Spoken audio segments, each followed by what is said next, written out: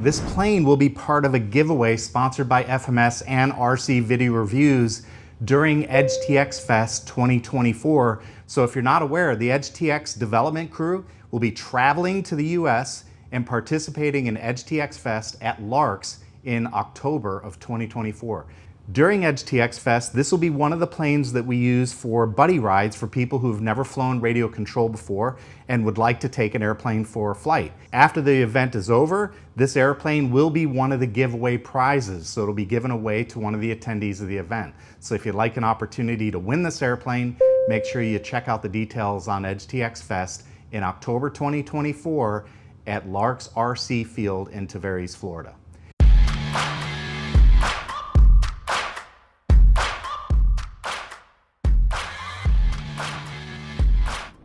Hello, welcome to RC Video Reviews. Today we're taking a look at the 1800mm Ranger from FMS. Before I get into the content, I need to let you know this video is sponsored by FMS, who sent me this Ranger for review.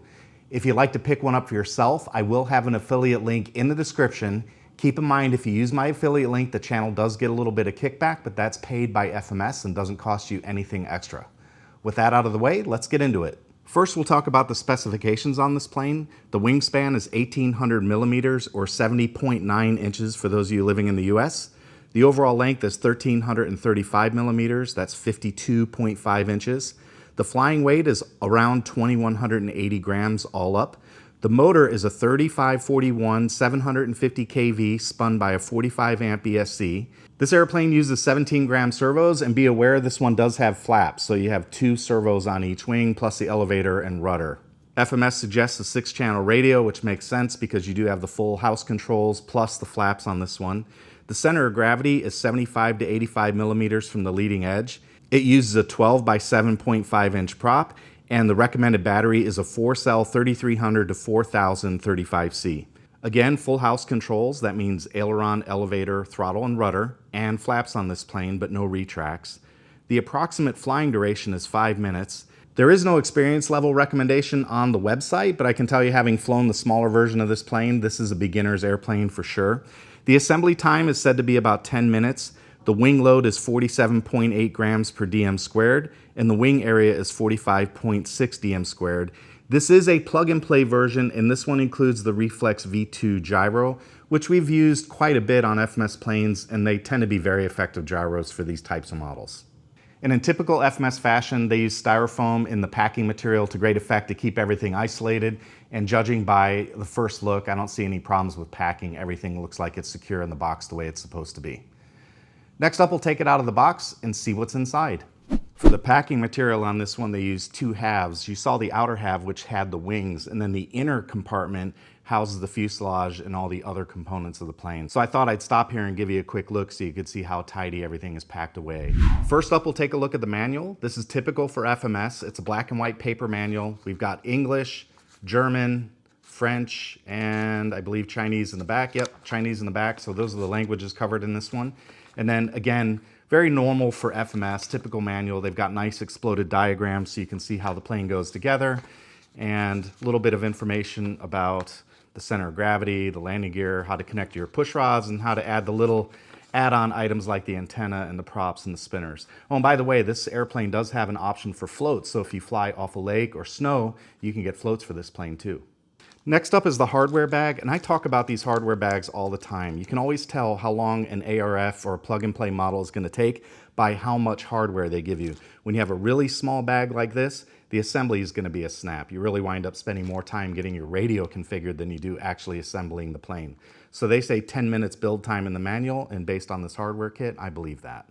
Here is the 12 by 7.5 inch prop, and also notice the square tips on the end. I've noticed that a lot lately on FMS planes. It's just, I've asked in comments if people have any idea why they do that, and so far no one's come up with anything other than it's just an aesthetic thing. It's not for power or noise or anything that anyone has called out. It's just an aesthetic thing. But anyway, squared off prop tip, and there's the spinner. Here's the landing gear, and that is an oleo. So this is a departure from the smaller Ranger, the 1400 millimeter, which uses that full frontal spring. This one is actually an articulating strut, and it feels pretty good. It doesn't feel like it's oversprung, and it doesn't feel undersprung. It feels good. I'll be curious to see how it feels on the plane. And then the wheel, it is not pneumatic, that's a foam wheel, but it is rubber, so you can compress that a little bit. It feels like a nice piece. It looks stout, and I like the trailing link oleo. That's pretty cool. Here's a look at the horizontal stabilizer, and I can tell you right now, I really like the color scheme. I don't know why I don't have more neon green paint schemes. I really like that, and I think in the sky, green really does show up quite well, actually. So this one, I think, will look really good in the sky. Gray, green, and black color scheme. The leading edge is nice and straight, and then you can see a couple of keyholes right here on the horizontal stabilizer that will help align everything once you get it on the plane. On the back, they do use a torque tube, but it's plastic and it's already glued on, and you can see the control horn is here with the ball link connector. These are EPO hinges. I'm not a huge fan of these, especially when the planes start to get a little bit bigger. This is a 70-inch plane. So it's not a terrible idea to either reinforce with Blenderm type tape or to cut it off completely and install mechanical hinges, which is my preferred method. Just be aware, EPO hinges, and before you put the plane together and connect the servos, make sure you flex those a little bit so you don't put that initial load on the servos. But I don't see any build issues with this horizontal stabilizer or the elevator. Everything looks tidy there. Next up is the vertical stabilizer and the rudder. You can see a plastic housing right here with a couple of screw holes that'll go in from the bottom. These are brass captures, so you'll screw in from the bottom to tighten this vertical stabilizer down on the empennage or the tail section. Here's the rudder lead, and you can see the servo is already connected along with the control rod. So all the work back here is already really done. And then same deal, it's EPO, just be aware, EPO hinge there. So you want to disconnect the servo and flex that a little bit. That's what I like to do, just to take the load off the servo. But everything's already installed, and FMS does use the captured control horn. I like that, where they put a plate on this side and screw it in. I like that sandwich mechanism. That's the nice affirmative lock on your control horn, so that's good. I'm really happy they do that.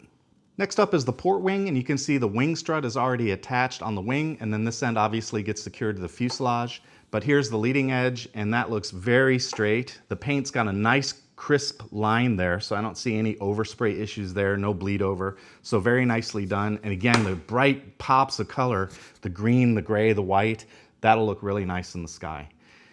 Then on the bottom of the wing, you can see that they've done a really nice job with the colored tape hiding the servo wire. I really like it when they do that. It just gives a nice little touch of completeness to the model. And then out here on the wingtip, there's a little navigation light, and this wire is not taped down, so you might want to put some tape on that one just to secure that wire. Just a moment ago, I had to kind of push that wire and reset it into the channel, so a little tape there might not be a terrible idea. And then you can see the aileron servo and the flap servos are already connected and installed. So very simple assembly work for you, not much to do there. On the wing root, they've got some quick connects, so you don't have to worry about plugging your servo wires in or getting them lined up right, flaps, ailerons, LEDs, and so on. It's already done for you. So that's a really nice touch. I really like that on these planes. And then here's a look at the trailing edge. We'll just check that for any quality issues. I don't see any warps or bends in the ailerons or flaps, so everything looks good there to me. Nice and straight. We'll do a quick QA check on the starboard wing. I'm just looking down the leading edge to see if I see any issues or bends or warps, and I don't see anything. It looks very straight to me there. And then on the top, again, the paint looks good, decals look good, the plates are screwed on, no issues there. Servos are installed. We'll give those a little bit of a tug to make sure they're in there nice and secure. And of course, the control rods are connected to the horns, and everything looks good there. And then on the trailing edge, I'm just looking for straightness and warps. I don't want to see any warps or bends in the trailing edge of the aileron or flaps. Those look good. We'll take a look at the EPO hinge just to make sure we don't see any separation or damage there, and everything looks okay. I don't see any problems there. Again, I am a big fan, if you're going to keep these planes over time, of cutting those free and installing some mechanical hinges. But no quality concerns on the starboard wing. It looks fine. And then finally, here's the fuselage. This is the port side, and you can see here on the wing shoulder, there are a couple of plastic inserts that capture the wing, and they provide the brass inserts for the screws to screw the wings in the bottom. And then there's the quick connector, and then the hole for the spar tube right there. So in terms of paint, I do see a little bit of a masking issue down here on the bottom. I mean, and there's a little bit of bleed over here too. So that's not what I'm accustomed to seeing from FMS. That's off just a little bit. It's not terrible, but I'm pointing it out. It's a defect, a little bit of a defect there. The graphics look fine though. I don't see any problems there. So the Ranger logo and all the pinstriping, that's all done with graphics instead of paint. Up front, you can see the motor's already installed, so it'll be a simple matter just to put the spinner and the prop on. That'll be very easy to do. And then here's a look at the starboard side and just checking the spray paint on the back window. Yep, I see a little bleed over there, so they have a little work to do on QA right there. It's not perfect. It's okay, but it's not perfect. The side window looks perfect, but I think that's a graphic cutout instead of paint. Then the rest of the logos and the pinstriping down the side are just fine, and you can see the servo for the elevator is already installed. The canopy is held onto the fuselage with this retaining latch, and that little knob plugs into the receptacle right here on this plastic piece on the fuselage. And then inside the canopy, I'm glad to see they're using XT connectors instead of the blue ones. Those are my preferred style. And inside, I can see the ESC right there, and it is actually sitting on top of the nose wheel servo, which is right there. So that's something that's gonna have to be kind of corrected. I really don't like the ESC floating around where we've got mechanical movement. So I'll have to figure that out and find a way to secure that in there. But yeah, that ESC looks like it could potentially come in contact with the servo that's right there underneath.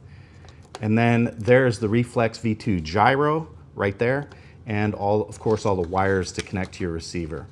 The battery compartment is plenty big enough for a 4-cell 33 to 4000 battery, although it's kind of funny with these compartments how much space actually gets eaten up once you actually put the battery in. But it does look like there should be plenty of space for a 4-cell in there, no issues. When I was putting the canopy back on, one of the things I noticed is that the latch actually comes in contact with the front of the fuselage right there. So what you don't want to do is just put the canopy on and slap it down. While it will latch, because there is a bevel on the plastic piece, you're going to wind up creating a divot right here in your foam. So when you put this one on, you just want to kind of slide the canopy up under the windscreen right there and then push that latch back before you push it down, because otherwise you will divot the paint right there. That's kind of an interesting design choice that they didn't account for that as well. Then last up is the landing gear. It's already assembled, and I can tell this will just slide right up into the fuselage, and there'll be a couple of retaining straps that'll screw in. So very easy assembly on the landing gear. And again, these are not pneumatic tires. They're dense foam, but they are somewhat compliant. I can squeeze them a little bit. So they're not hard tires, but they're not really soft either. They're not going to be very bouncy. Now, if you follow the channel, you know we've already flown the 1400 millimeter version of this Ranger. In fact, I taught Freddie how to fly fixed wing on that airplane, and he still flies it to this day. So I have high hopes that this plane will perform just as well. Keep an eye on the channel for the maiden video. That'll be coming up just as soon as I can get it put together and over to the field. I'd like to say thanks again to FMS for sponsoring this video, and remind you, if you'd like to pick one of these airplanes up for yourself, I will have an affiliate link in the description that you can use. If you like this kind of content, make sure you smash that thumbs up button, subscribe, and hit the notification bell so you know when new videos hit the channel. That's all I've got for today. Take it easy and go fly something. Hey, if you like the work I do here on RC Video Reviews, please consider joining me on Patreon. For about the price of a cup of coffee, you can help me keep making videos just like this one. If you'd like to help out, there's a link in the description and on your screen.